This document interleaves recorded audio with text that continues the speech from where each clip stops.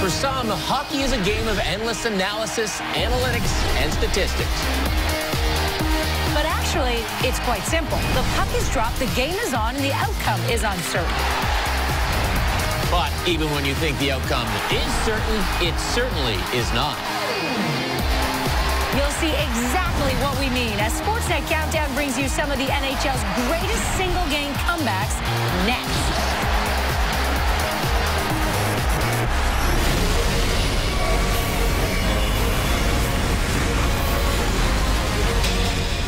Hey everyone, welcome to Sportsnet Countdown. I'm Ken Reed. And I'm Ivanka Osnak, and today we are all about the comeback. You hear the cliche all the time post-game. We didn't play a full 60 tonight. Well, it's a fact. Sometimes you do not need to play a full 60 minutes for a win. Sounds confusing, but it's true. Listen up. Teams, you just have to get hot and hot in a hurry to pull off a thrilling win and then pull off a dramatic comeback. Yes, get ready for a thrill ride as we count down the greatest single-game comebacks in NHL history.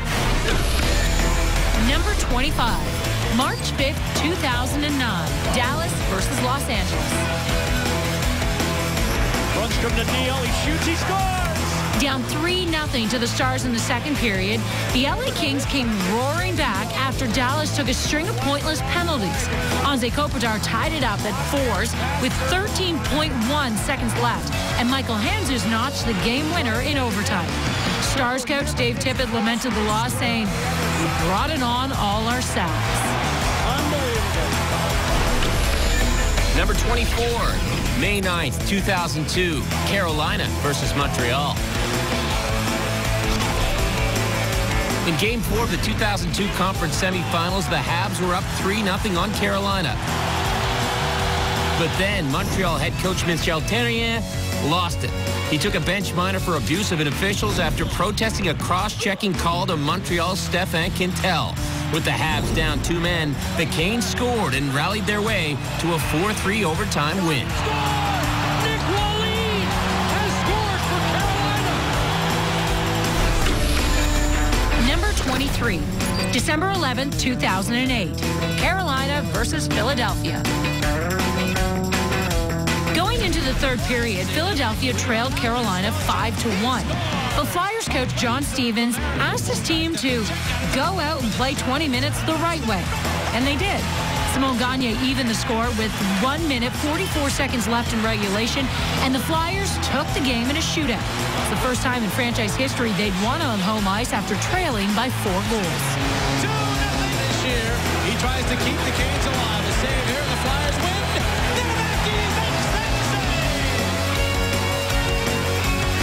Number 22, December 7th, 1995, Pittsburgh versus Montreal. This one was all Habs early on, with Montreal leading 4-0 with less than 5 to go in the second period. Stevenson side and he scored. But then the Pens turned it up. They scored 7 straight goals, 3 in the second and 4 in the third, with Mario Lemieux scoring 2 and adding an assist en route to a 7-5 win. Mario Lemieux with the perfect pass to Jaromir Jagr. Number 21, December 26, 1991, New York Rangers versus Washington. The Caps looked like they were cruising to an easy victory against the Rangers. They scored 6 goals in the first period alone. New York trailed 6-1, but then they rallied back with an impressive 7 straight goals. It just kept snowballing, said Washington coach Terry Murray after the stunning 8-6 loss. Rangers leading 7-6. Brady giveaway. Nechino scores. He scores an empty net goal. Number 20, January 26, 1987, Calgary versus Toronto. The Leafs started this game with 4 goals in 11 minutes and led 5-0 after the first. With less than 14 minutes to go in the third, the Flames scored the first of 5 unanswered goals to force overtime. OT lasted only 90 seconds as Calgary closed out their 6-5 win.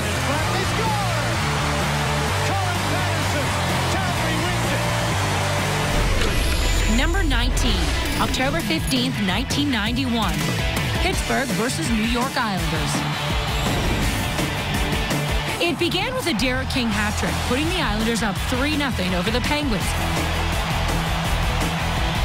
New York led 6-2 until the third, when Mark Recchi scored and Mario Lemieux completed his own hat-trick to bring it to 6-5. The tie? Well, that came courtesy of a 19-year-old Jaromir Jagr, and in overtime, Phil Borg put it away for the Penguins.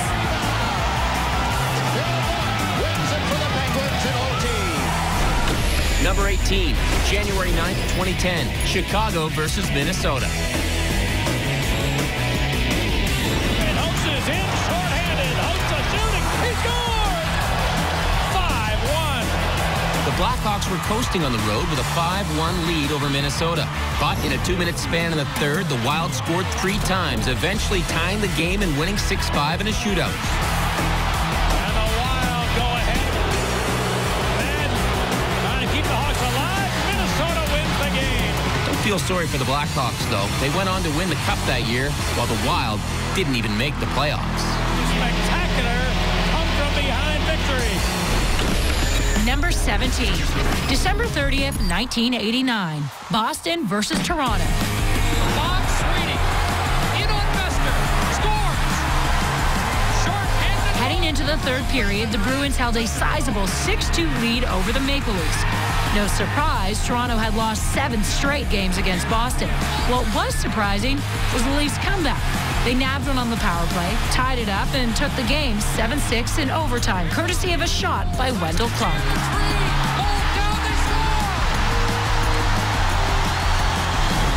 Number 16, April 27th, 1998, St. Louis versus Los Angeles. Here's Luke, cuts to the middle, lets it go. Shot it off. It's loose, still loose, score. In Game 3 of the 1998 Western Conference Finals, the Kings were cruising along, up 3-0 on the Blues in the third. But then Jeff Courtnall crashed into Kings goalie Jamie Storr. Courtnall got a penalty for charging, and St. Louis scored on LA's power play. They scored 3 more times in just over 3 minutes to win it 4-3. It's Terry Yang. 4th power play on this 1 penalty. The St. Louis Blues with a nice comeback at number 16, and St. Louis, we're not done with you just yet. More Blues comebacks on the way later in the show. You know, in order to pull off a comeback, sometimes you need to take a stumble, fall down a little. Right. But if you fall down and you can't get back up, you got to ask, what were you thinking?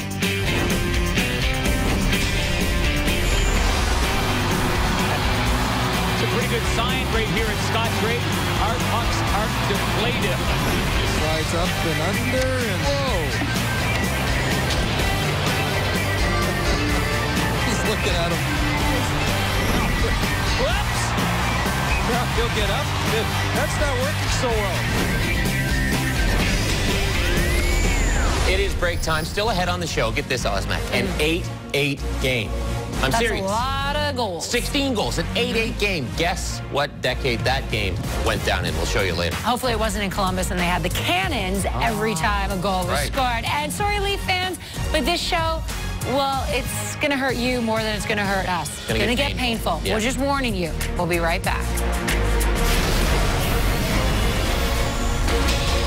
We are back, and we are counting down the greatest single-game comebacks in NHL history. It is time for number 15. And we are going to go to perhaps the loudest, most rambunctious building in NHL history, the old Chicago Stadium. But on one night in the mid-'80s, man, you could hear a pin drop. Number 15, April 28th, 1985, Minnesota versus Chicago. Chicago winning 7-6. It was the 1985 Division Finals. The Minnesota North Stars trailed Chicago Blackhawks 4-0 in the first period of Game 5. But the North Stars rallied. They tallied 4 straight goals to even it up, then won the game in overtime. Hawks captain Darryl Sutter called the loss brutal. We've got to take the knife and twist it, Sutter said, which is what they did when they beat Minnesota in Game 6, taking the series. Number 14, January 21st, 2004, Colorado versus Florida. On the road, the Avs' first period was anything but fine. They were terrible, down 3-0. But they charged back, courtesy the help of Alex Tanguay, who scored a hat trick, and his third was the game winner. Not that Tanguay was thrilled about the uphill battle. We sure could have made it easier on ourselves by starting off better, he said. Shot deflected, scores! In front, Tanguay's got a hat trick. Number 13, October 17th, 1989, Calgary versus Quebec. The Flames trailed the Nordiques 4-1 after the first period and 6-3 after the second. In the third, the Nordiques looked to be pulling away with an 8-3 lead. But the Flames, they pulled off the improbable. They scored 2 shorthanded goals in 4 seconds. That was followed by 3 goals in a 27-second span. That evened the score at 8 and ended in an old-school tie. But the emotional victory, that no doubt went to Calgary. Number 12, February 5th, 2004, Toronto versus Ottawa.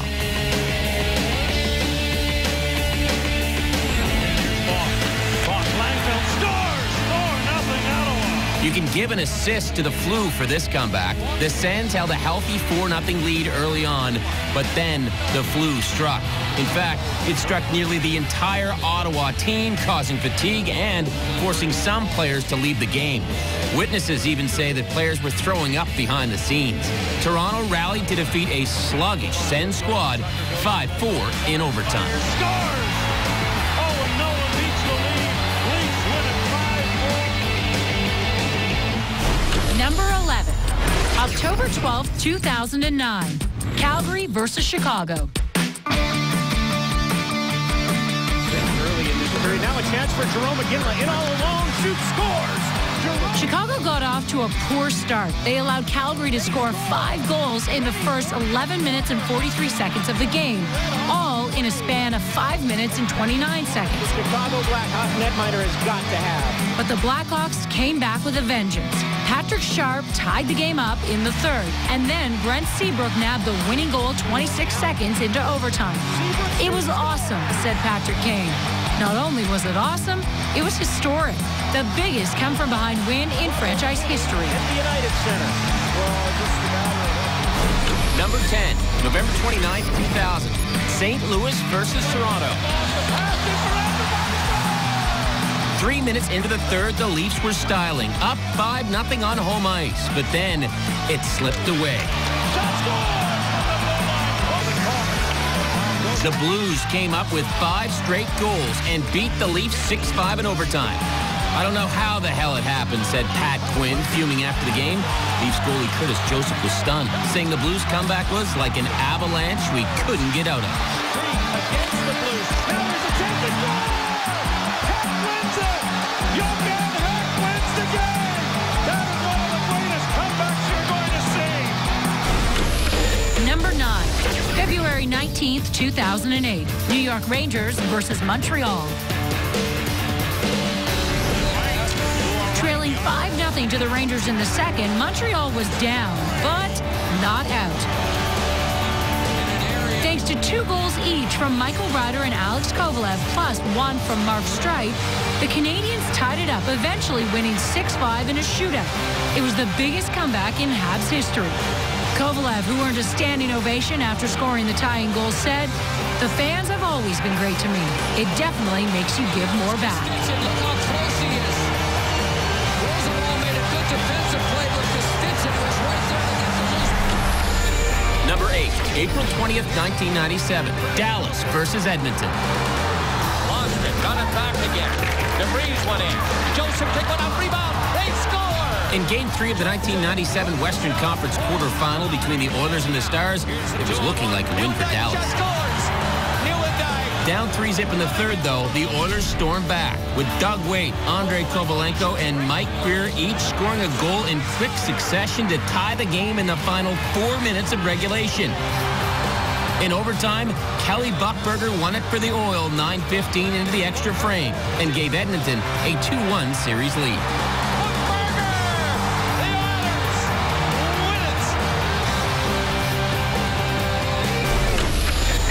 Number 7, April 6, 1977, Philadelphia versus Toronto. Here's McDonald coming into the slot. Nobody near him. The 1977 Cup quarterfinals was a feisty one between Philadelphia and Toronto. In Game 4, Toronto led 5-2 midway through the third until Philadelphia bounced back to tie it up and overtake the Leafs 6-5 in overtime. It was Toronto's second OT loss in a row, and the Flyers' win evened up the series at 2s. After the game, a dejected Lanny McDonald commented, "It's just a sad, sad way to lose a hockey game." Number 6, April 19th, 2011. San Jose versus Los Angeles. In Game 3 of the 2011 quarterfinals, nothing was going right for San Jose. Down 3-0 to Los Angeles, Sharks goalie Anthony Niemi lost his stick, and Brad Richardson gave the Kings a 4-0 lead. But the Sharks turned things around quickly in the second. As it trickles through, and Pavelski ties the game! An unbelievable comeback! They trailed 4-0, and now it's 5-5! And taking the game to overtime, where right winger Devin Sadaguchi scored the game winner. After the game, the Kings' Drew Doughty vowed, "It's never going to happen again." Devin Sadaguchi gives the Sharks the win, and they lead the series 2-1. And you got to give Drew Doughty some credit because the Kings, well, you may remember they've had a lot of success since that game, just a couple of cups in the last 3 years. Yes, we know what the LA Kings are thinking. They are thinking win. The question is, seriously, these people, what were they thinking?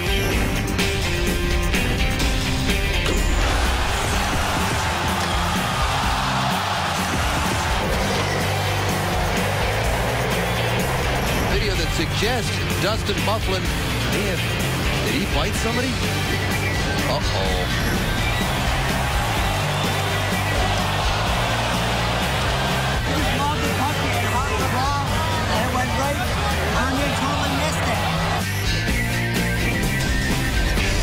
Enough of the distractions. Time to get down to business, get back on the comeback train. And this show, Osmac, it's painful because if you're a victim of the comeback, it's awful.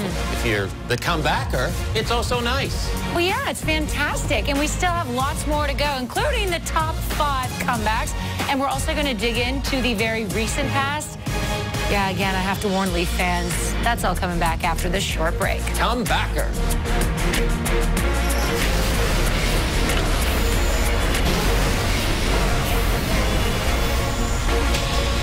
We've had heroes and heartbreak during this show, and now it is time for the top 5 greatest single-game comebacks in NHL history. More heroes, more heartbreak right now. I was going to say, number 5, a comeback that happened not so very long ago. In fact, pretty recent in one of hockey's most historic cities. Number 5, March 15th, 2014. Ottawa versus Montreal. Carey Price's first game back with the Canadiens after the gold medal turn in Sochi did not start well.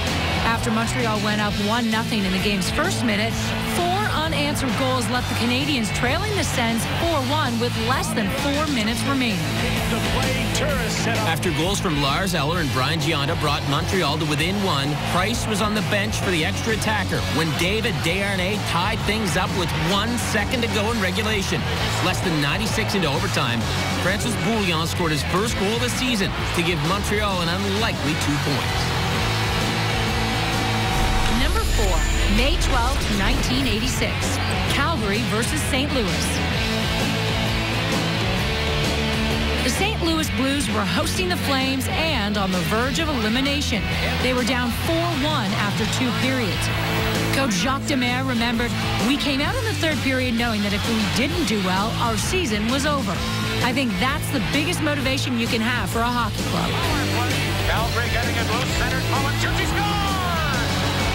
Down 5-2 with less than 12 minutes to go, the Blues got hot. A goal from Brian Sutter and 2 from Greg Puslowski tied the game.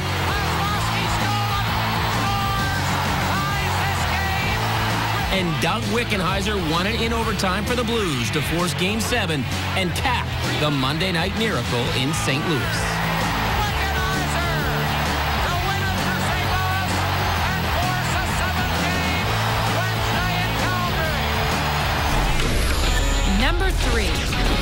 13th, 2013. Toronto versus Boston.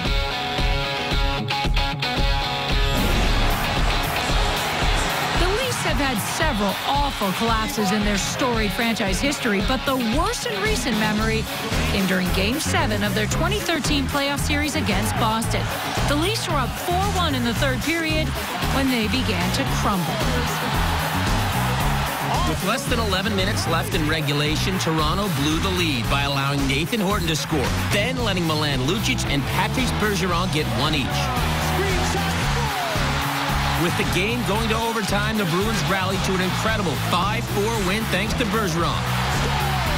He put an end to Toronto's season and left Leafs Nation stunned.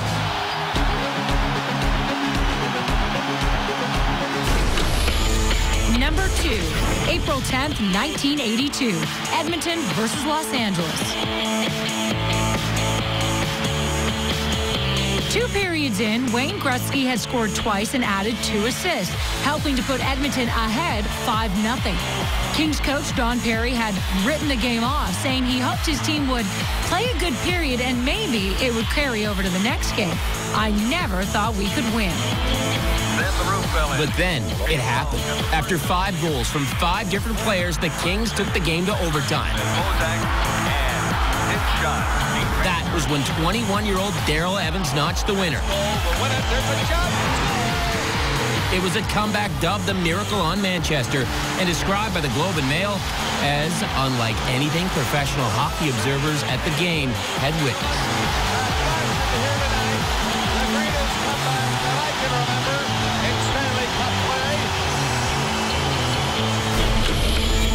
Number 1, April 8th, 1971, Montreal versus Boston. Each from over 100 points.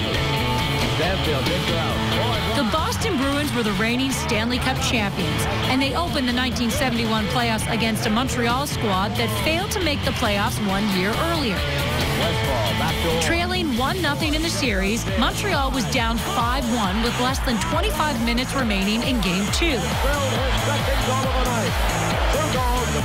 Trailing by 3 entering the third period, Jean Beliveau promptly delivered 2 goals. Backhander scores, and now it's down to Steve Squirming. Inspiring 3 more from his teammates to cap a 7-5 victory. As what drove him that day, Beliveau said it was a question of personal pride, team spirit, and of course, all the predictions that the Bruins would undoubtedly dominate the Canadiens with ease. Montreal eliminated the Bruins in 7 and went on to win the Stanley Cup.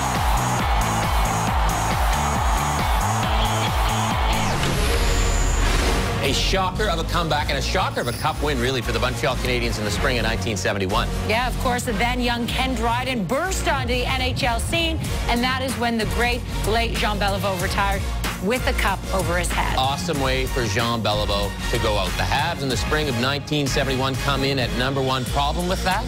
You got to let us know. My neighbor chased me down in my driveway just to say he had a problem with one of our countdowns. How did he get through the gate in the front? Yeah, I don't know. I think he picked the lock. It was very bizarre. Anyhow, we don't encourage you to do the same that way by stalking us at home. However, we do encourage you to speak out, go to the Twitter, use the hashtag SNCountdown, and vent away there. Yes, vent away. For Ivanka Osmak and her neighbor, I'm Ken Reed. Bye-bye.